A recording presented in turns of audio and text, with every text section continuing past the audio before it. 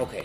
This is Musicians in Bars Getting Beer. I'm Billy Z, and I have Michael Dent, formerly of the Dents, and now with the Garys? The Gary. Gary Topp. Gary Topp. And they're no longer together. They're no longer together, okay. They broke up. And he's doing his own thing now. You want to promote your show?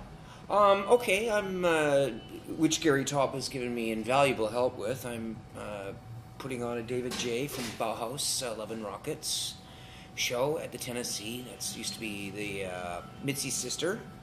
Oh, and it's May 22nd, which happens to fall on World Goth Day. Who knew? It is a real thing. I Wikipedia'd it, and yeah, so that's my show. And also in future, I want to put a youth show together, a multimedia youth show from Killing Joke.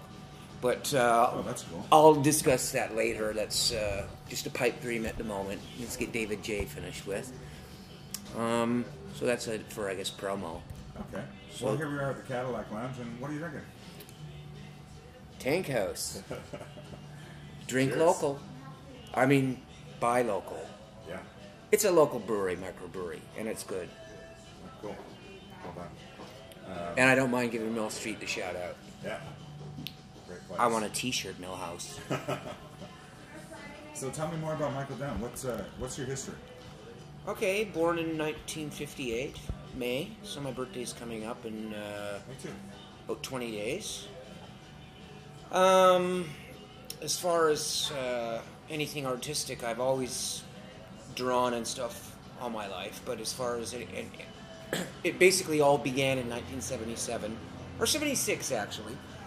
I discovered a band called Wireless, which were signed to SRO, which is Rush's and Max Webster's management. And pretty soon I started helping them while I was still in high school. In 76, I'd leave. I'd finish school, go home, have a bite to eat, and I'd go down to the Gasworks or wherever they were playing, and I'd help them hump the gear. And then after a while of doing that, hanging out with them, going to their parties, and, the drummer hit a cymbal over, so I ran out and picked it up.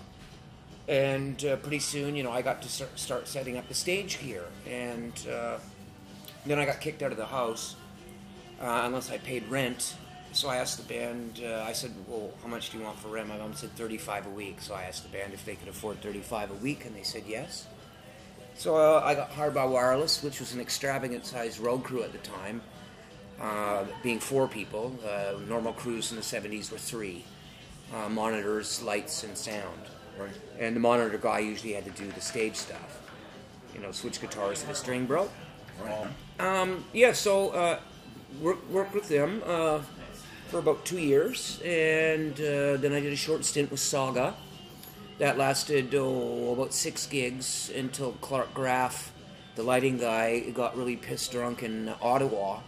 They were playing the university in Ottawa, and there's an orchestra pit in front of the stage. So during teardown, he's throwing out into the orchestra pit the keyboard stand and chasing me all over the stage. He was like out of control. He really wanted to do some damage. So needless to say, on the ride home the next day, Busy, the road manager, fired us. I don't know why I got fired. I was just trying to keep out of Clark's way. And then I did a stint with Lisa Del Bello, which I ended up quitting because her uncle is Elvio Del Zotto. So anything you see in Toronto, like Tri-Del, Tri-Dawn, is Elvio Del Zotto, which means mafia. Anyways, I got ripped off for some pay, so awful brave, Greg Grace and I went into the office, and I flipped out on him and just said, screw you, I quit. And then Nash. Then I began working with Nash. I saw the very first FM shows, which was at A Space. They did 2 nights, and really liked them. And shortly thereafter, the Crash and Burn opened. And when punk started, I started a band at school called the Dents, and that was myself, Evan Weber on bass and vocals, Mohammed Nagdi on guitar, and Andrew Hammercott on guitar, who just played the exact same things Mohammed did. And actually, we were the youngest band in Toronto at the time, and the first visible minority bands. Mohammed being South African, myself being native. And yeah, so anyways, we ended up kicking Andrew out because we went down to New York City for the show where all the Toronto bands went down, the Vile Tones, the Diodes, Teenage Head, and on the bill also were the Boyfriends and the Cramps. That was a Friday, Saturday, Sunday night. That was a Friday, Saturday, Sunday run at CBGB's. How old were you then? I was 19, the other guys in the band were 17. Wow. And yeah, so Andrew didn't want to come down because he had a paper route. And it's like, New York City, paper route, you're fired. So anyways, that's where I met Lydia Lunch. And she knew the Cosmo, the sound guy there, so she spoke to him on the Sunday and got us a guest set. So we got to do 5 songs at CBGB's. But the Dents were short-lived, I'd say 3 months max. Sorry, Oh, really? sorry. 2 years max. Okay. 2 years max. I ended up quitting because Evan slept with my girlfriend, and they replaced me with Chris Vassell, another schoolmate. Anyways, I started working with Nash, and Stephen Pollard was his light guy, which was basically his show. So when we went to England, I guess Nash chose me because I guess he didn't want to have to hump and set up his gear at every gig and play. That was back when he had the large setup and the coffin.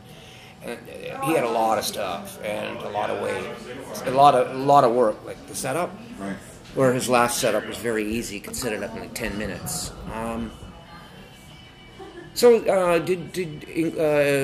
the UK, and we opened for Gary Newman, and we did Europe, really? opening for the Tubes, and basically spent a year there. Great. And it was fantastic. So before the Nash stint, the Horseshoe, tell me about Last Pogo. I didn't go to the last Pogo. I thought you were in that because you're in the movie. No, that's the last Pogo Jumps Again. Okay. There's 2 films. The first one, The Last Pogo, that is a movie, or the film is about the performances of the last 2 nights of the Horseshoe, with the 2 Garys booking it. And actually, I believe they went country and western again after that for a while, if I'm not mistaken.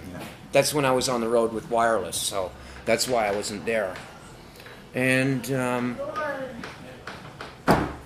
after we got back from the UK,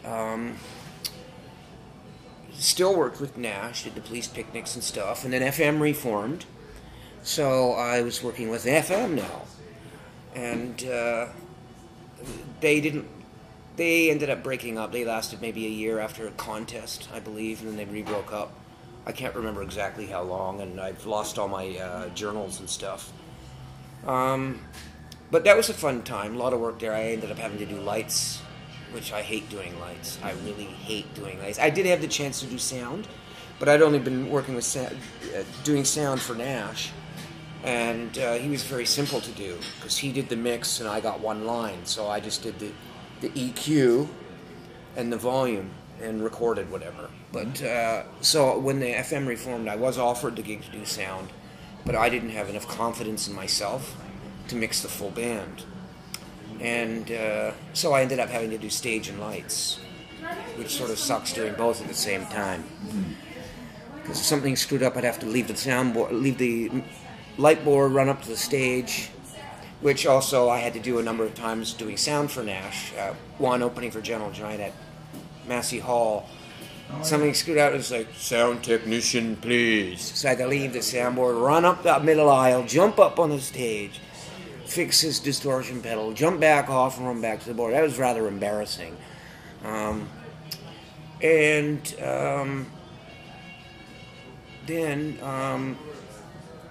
I started booking and doing live sound at the Beverly Tavern. Oh, yeah. Because Nick, the guy that used to do it, was quitting because he bought a place called Hurricanes up on Bloor Street. It's still there, but he does not own it anymore. He sold it. So I did that for about 2 years until it closed, and actually BFG were the ones responsible for it closing. BFG, there's a whole bunch of Paradise Riders there, and they left about 6 inches of broken glass and tables and stuff up at the front area of the Bev, and I came in the next day, and Lawrence just said, "Sorry, I'm closing the place." And that's when he turned it into the sports bar. Okay. And so that's basically me working with bands, other than like local bands. Like when I booked bands at the Bev, and I went, I love these guys. I want to, and then I'd ask them, I want to always do your sound. So that's how I ended up working with Sturm Group, Norda, Neon Rome, Change of Heart, Groovy Religion, because Elvis Mondays, of course, and so that's. But I was also, other stuff other than the music. I was also doing spoken word and writing prose, which I published 2 of my own little chapbooks. Plus, I got published in numerous other local poetry zines, like the Muse, the Horrors Rag, which was a newspaper the Absolute Horrors put out. What are the titles of your books? The first one was called Pearls Before Swine. The second book was called Die With Me. I put out 200 copies of each, of which I have none left, except I actually had no copies myself. Someone that bought the 2 issues actually asked if they could photocopy them, and because I didn't have any of that stuff left. I lost all my writing when I was in Vancouver doing the junkie thing, and she mailed me the 2 books to me. She goes, "You could probably use these more than I can." Oh, that's nice. So she bought them and gave them to me for free. So that was pretty cool. That's cool. And I've done some spoken word since I've been back to Toronto. I've been back. Actually, January 3rd, I started my 6th year back here. Okay. What else have I done? On Facebook, I kept noticing on a lot of my Facebook friend sites, Jeremy S. Gluck. And so I asked Joan Caddo from the Diodes. I went, "Who the fuck is Jeremy S. Gluck? I see him all over the place. Who is he?" And John goes, "Google him." And I went, "No, just tell me." The very next comment was from Jeremy S. Gluck. He goes, "I used to be in a band called the Barracudas."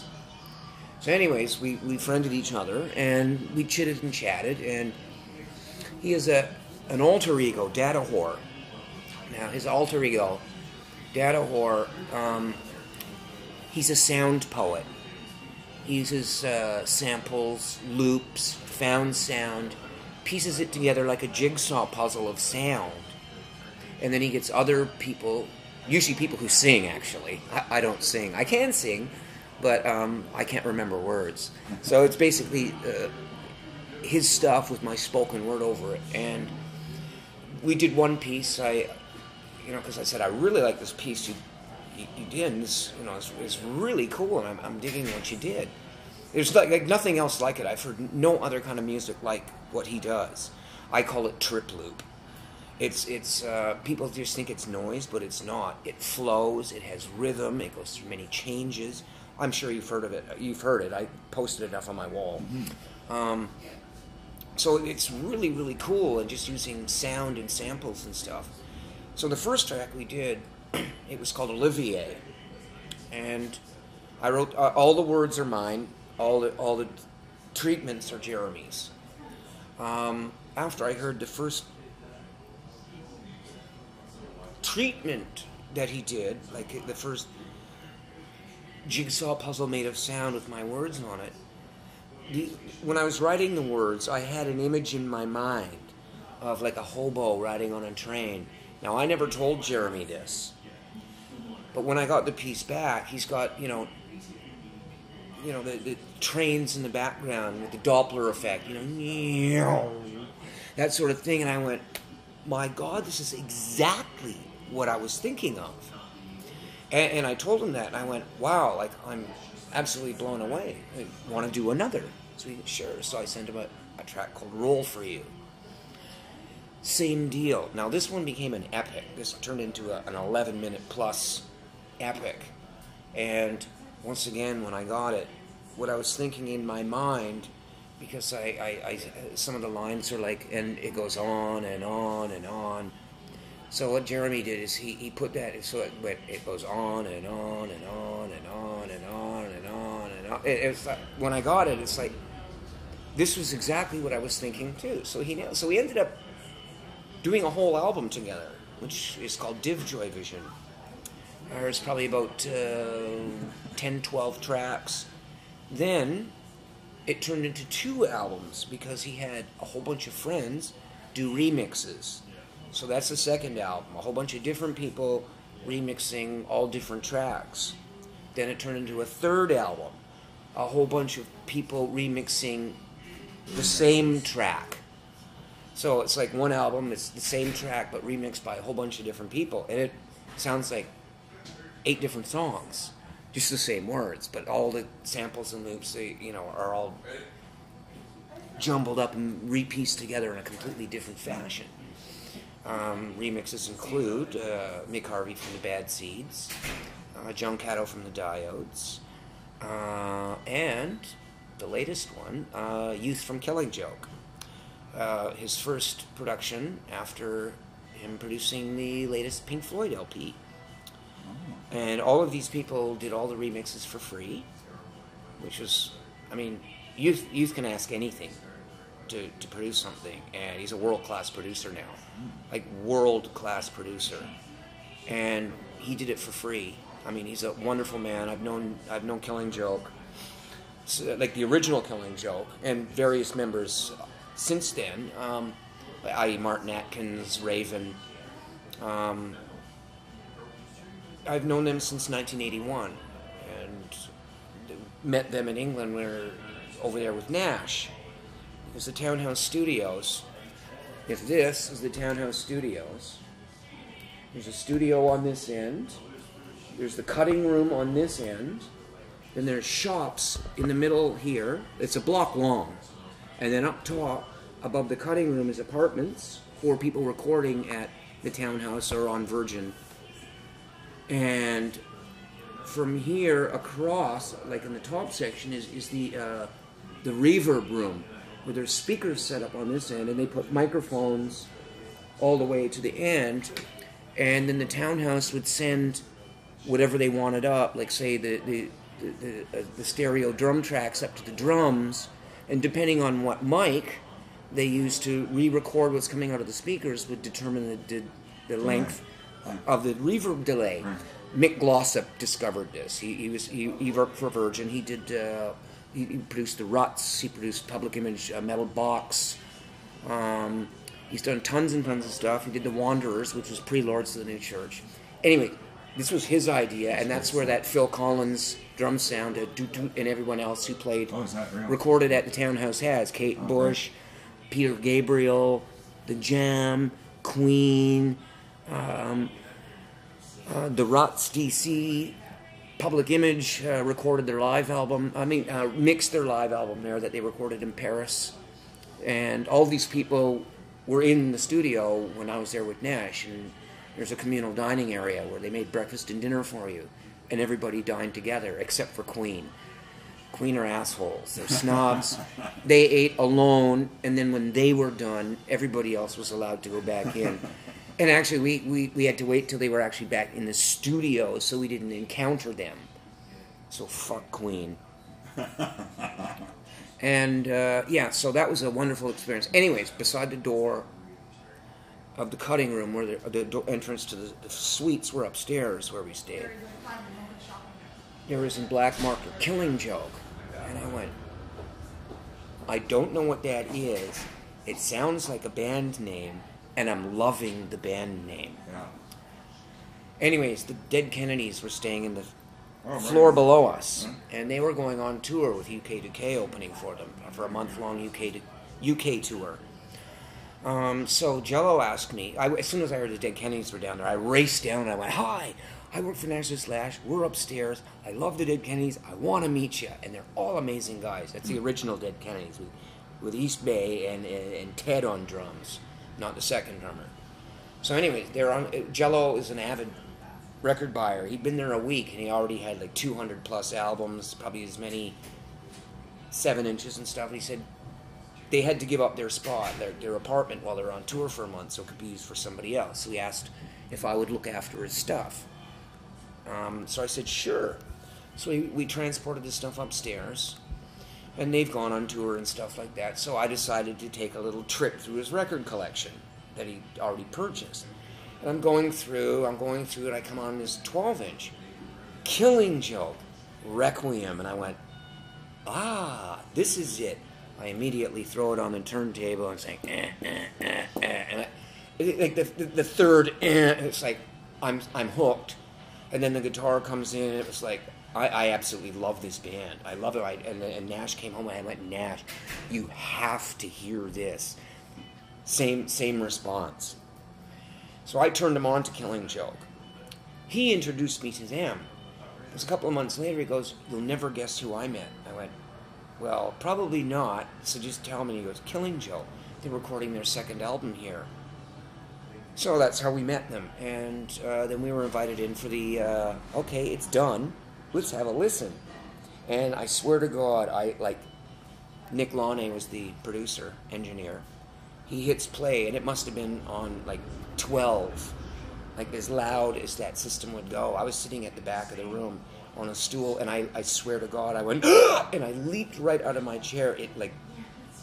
It didn't scare me. It just startled the crap out of me. It was so brutal and so loud. And we've been friends ever since. Great story.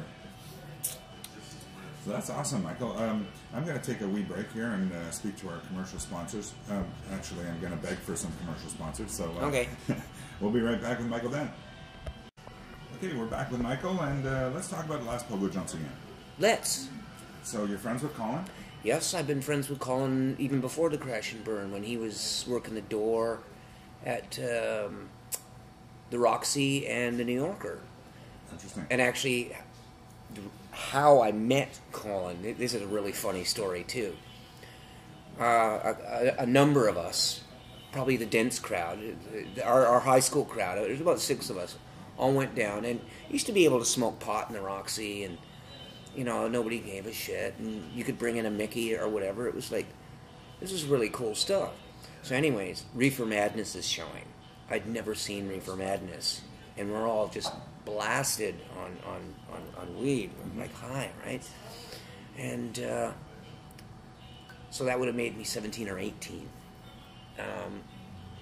And I was just laughing hysterically. I'd never seen anything like this, especially that crazy guy on the piano doing that stuff. I'm like, this is, and just seeing this thing, it's like, I can't believe people actually thought pot was like that. So I'm just laughing hysterically, and Colin and Jeff Silverman come up to me, and they said, you guys are laughing way too much. You guys have to leave. So that's how I was introduced to both Jeff and Colin, by getting kicked out of the Roxy. Which is, I guess, quite a feat to do, considering you're allowed to smoke dope in there and drink and anything else. You can bring in a case of beer, but you could bring in a Mickey or a flask under your coat, right? They never checked you.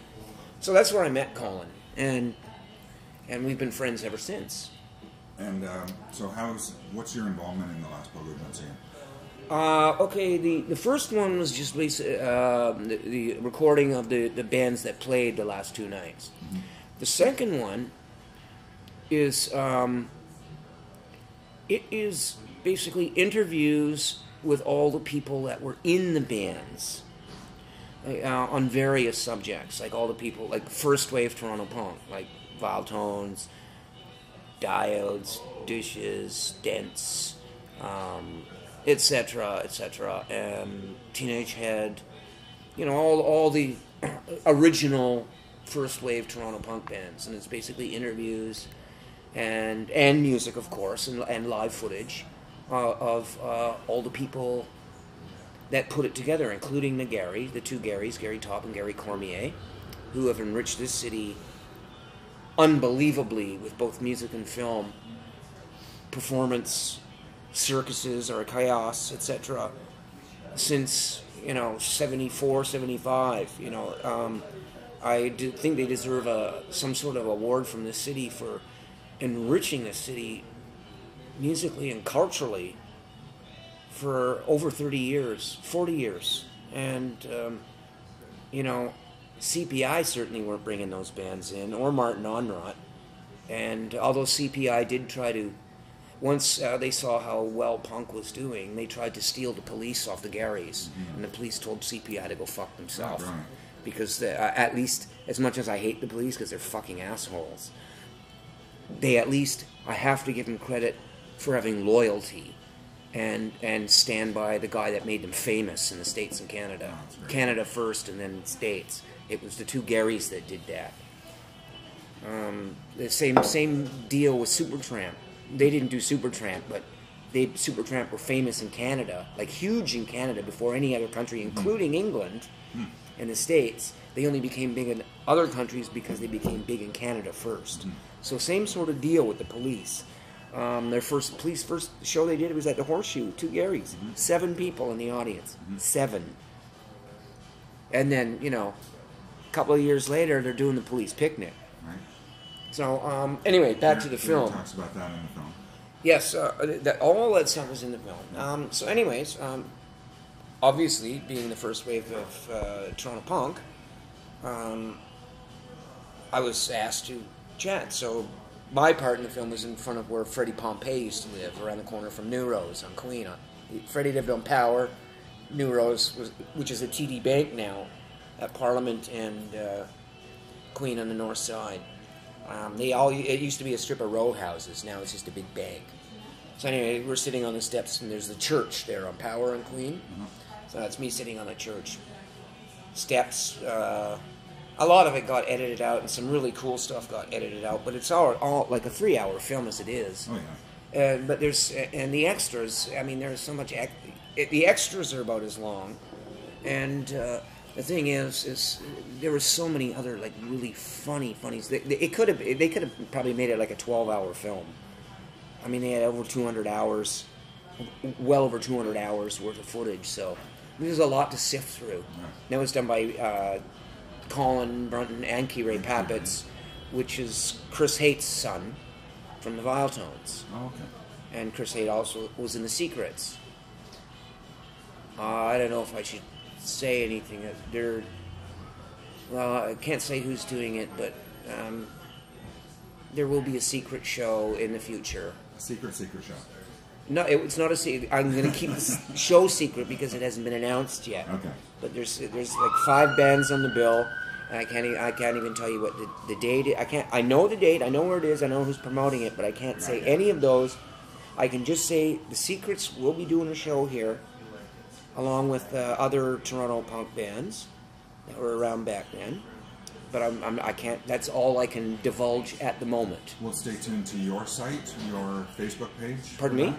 How do we find out? And will it be on your Facebook page? Well, when it's announced, yeah. But that's a ways away. Okay. And the other promotion that you do through Gary Topp, is there a website we can stay up on things with? No, just my Facebook page, okay. or my fan page, because I have a Michael Dent artist page, right, and then my regular Facebook site page, okay. And the artist page that is, I don't put any funny stuff like I do in mine, like weird videos and memes and stuff like that. Mm-hmm. I keep it strictly for my art. The only stuff I post on there is like my art stuff, so like my prose, my photography, my music. I post like stuff for I posted David J stuff because it's my show. I post like when I do I'm having a photography show. That's another thing I do. I don't wear just one art hat. I wear many art hats. So that's the sort of stuff I post there only. Photography show is where? I've done 11 photography shows in Toronto. Actually, 10 photography shows. One show is a group show where I showed other types of art, because within the art thing, I don't have just one discipline either. I do photography, I do fine art, I do stuff with metal, collage. So I do many things there. All right, we're back, and just some closing words here from Michael Dent. I guess I'll talk about the Youth show. Youth is from Killing Joke. Martin Glover, for those that don't know his real name. We've been friends, since 1980, 81. 80, actually. And so right now it's a pipe dream. But I've now got a partner because I don't have the bankroll to put it up. Because I have to get airfare and stuff like that. But I want to put a youth show together. Multimedia. Like him tell some stories, sort of like the Ray Davies story tour thing. Maybe play some songs on acoustic or electric guitar. Then do a live painting, because he's an artist also. Do a live painting on stage. Maybe auction that off. Move into the back and finish off the night with Youth doing a DJ set, because he does that. Last time Killing Joke were in town, after the show he went and did a DJ set till 3:30 in the morning at the Riv. So I want to put this show together. Youth is into it. Actually, he said he really likes my vision. When I told him what I wanted to do and move from, he goes, "Yeah, I'll come over and do a DJ set." And I went, "No. That's not what I had in mind. Expensive date. I don't want to go over with a Mac laptop, and that's it for $1,500. So I basically said, "No, this is my idea." And he goes, he likes my vision. And I have an idea of the room I want to do it in. And there is a backup option if I don't get the first place I want to do it in. And that'll be after the David J. show. So I'm thinking later on in the year, wintertime. Flights are cheaper in winter. And the David J. from Bauhaus show is again? May 22nd. At the Tennessee, the ex-Missy Sister, 1554 Queen West. Awesome. Thanks again for being on Musicians in Bars Getting Beer. Michael Dent. Thank you. The Dents. There's the beer. Cheers.